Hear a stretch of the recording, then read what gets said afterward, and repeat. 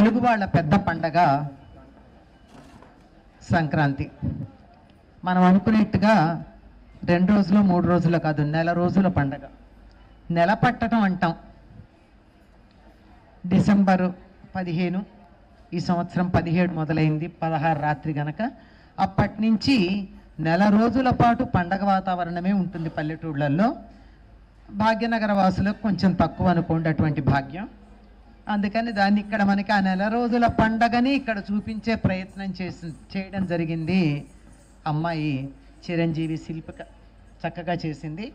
దానికి సహకరించినటువంటి పెద్దలు బ్రహ్మశ్రీ బంగారయ్య శర్మ గారు కానీ, బ్రహ్మశ్రీ బొడ్ల మల్లికార్జున గుప్తా గారు కానీ, ఇంకా మిగిలినటువంటి వాళ్ళందరి పేర్లు చెప్పుకుంటూ ఉంటే సమయం ఆలస్యం అయిపోతుంది కనుక చెప్పట్లేదు. వాళ్ళందరికీ కూడా మనం ధన్యవాదాలు చెప్పుకోవాలి. పంటలు ఇంటికి వచ్చేటటువంటి చాలా వేడుకగా జరుపుకునే పండుగ భోగి, సంక్రాంతి, కనుమ. ఎందుకో కనుమ అంటున్నారు అందరూ పండితులు కూడా. నేను చాలా రిఫర్ చేశాను. కనుమ తప్పు, కనుము అని మాత్రమే చెప్పాలి. కనుము, ముక్కనుము అని 4 రోజులు. సంక్రాంతి మొదలవుతుంది గనక, ఉత్తరాయణం వచ్చింది గనక మర్నాడు విశ్రాంతి తీసుకుని 3వ రోజు నుంచి అన్ని శుభకార్యాలు మొదలు పెట్టుకుంటూ ఉంటారు. అందువల్ల ముక్కనుమ నాడు సావిత్రి గౌరీదేవి నోములు మొదలైనవన్నీ చేస్తూ ఉండేవాళ్ళు పూర్వం ప్రారంభించుకుని.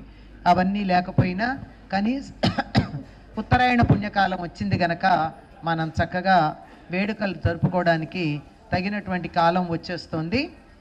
ఈ సంక్రాంతి అనగానే మనకు గుర్తొచ్చేవి ఆవు పేడతో కళ్ళాపి, చాలా అపురూపం మనకి ఇక్కడ ఇవాళ లభ్యమైంది. దానిపైన చక్కని రంగవల్లికలు, అటుపైన దాంట్లో గొబ్బెమ్మలు, ఆ గొబ్బెమ్మలు తొక్కుతూ వెళ్ళేటటువంటి గంగిరెద్దులు, తప్పుకు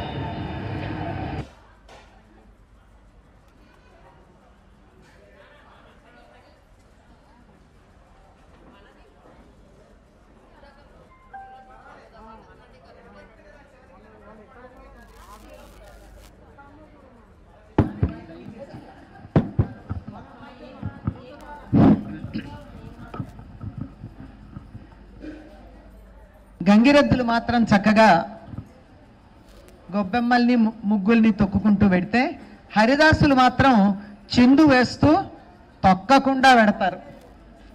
హరిలో రంగా హరి అని మనందరినీ నిద్ర లేపుతారు.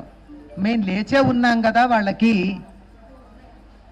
అక్షయ పాత్రలో బియ్యం వేయడానికి మళ్ళీ లేపేది ఏమిటంటే, కాలాన్ని వీటన్నిటినీ పరిగణనలోకి తీసుకుని మరీ మన పండుగలు ఉంటాయి కనుక దాంట్లో భాగంగానే భోగి మంటలు. వరి పొలాలు కొట్టేసిన తర్వాత ఊళ్ళల్లోకి చిన్న చిన్న క్రిమికీటకాలు వస్తాయి కనుక పెరడంతా బాగు చేసుకుంటూ ఆవు పేడ కళ్ళాపులు, దాంట్లోంచి కూడా 1, 2 లోపలికి వస్తాయేమో అని చెప్పి గుళ్ళ ముగ్గుతో అందమైనటువంటి ముగ్గులు రంగులేయరండి. రంగవల్లికల్లో రంగు పేరులోనే ఉంది, రంగులుండవు. చక్కగా గుళ్ళ ముగ్గులో బియ్యపిండి కలిపి వేసే ముగ్గులే రంగవల్లికలు, అవే ముగ్గులు. దాని పేరే ముగ్గు, ఆ పిండినే ముగ్గు అంటారు. దాంతో వేయడం అన్నది ఈ రకంగా ఆరోగ్య సూత్రాలన్నీ పాటిస్తూ భోగి మంటలు వేసుకుంటూ ఇంటికి వచ్చినటువంటి పంటలతో ఆనందంగా ఉండే కాలం ఇది. పెద్ద పండగ. నెల రోజులు మామూలుగా, 4 రోజులు ప్రధానంగా చేసుకునే పండగ. అంతేకాదు ఇది పెద్దల పండగ కూడా. పితృదేవతలకి తర్పణాలు ఇవ్వడం, వారికి ఇంకా సంప్రదాయం బాగా పాటించేటటువంటి వారు వారికి పిండ ప్రదానాలు లాంటివి చేయడం, ఇవన్నీ చేసేటటువంటి కాలం.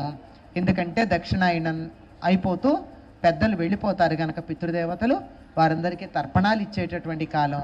ఇలా మన జీవితంలో వాతావరణాన్ని, పర్యావరణాన్ని, పైన ఉన్న అంతరిక్షంలో ఉన్నటువంటి ఆ గ్రహ గోళాల యొక్క గతులని అన్నింటినీ గమనించుకుంటూ చేసేది. మనం వేసే ముగ్గులు కూడా వాటికి సంకేతమే. వైకుంఠ ద్వారాలు వేస్తాం, తెరుచుకుంటాయి కదా ఏకాదశి నాడు వైకుంఠ ద్వారాలు. అందుకని వేసేటటువంటి ముగ్గు వైకుంఠ ద్వారాలు తెరుచుకున్నట్టే వేస్తాం. దాని పేరే వైకుంఠ వాకిళ్ళు అంటారు. అలాగే లేదా స్వర్గద్వారాలు వైకుంఠ వాకిళ్ళు అని చెప్పి, అదేవిధంగా రథం, సూర్యుడి రథం దిశ మారుతుంది కనుక రథం ముగ్గులు వేయడం. ఇలా ఒక్కొక్కటి చూసుకుంటే ప్రతిదాని గురించి చాలా విశేషంగా చెప్పుకోవాల్సినటువంటిదే. అందరికీ తెలిసే ఉంటుంది. ఇప్పుడు అంత సమయం లేదు కనుక సూచనాప్రాయంగా 4 మాటలు చెప్పాను. అందరికీ కూడా ధన్యవాదాలు. ముఖ్యంగా చిరంజీవి శిల్పిక చక్కగా కార్యక్రమం ఏర్పాటు చేసింది. అలా ఆ అమ్మాయి మరింతగా ఈ కార్యక్రమాలు చేయడంలో మరింత నేర్పరితనం పుంజుకుని అలా ఉన్నత స్థాయికి రావాలని చెప్తూ అందరికీ మరొకసారి సంక్రాంతి శుభాకాంక్షలు.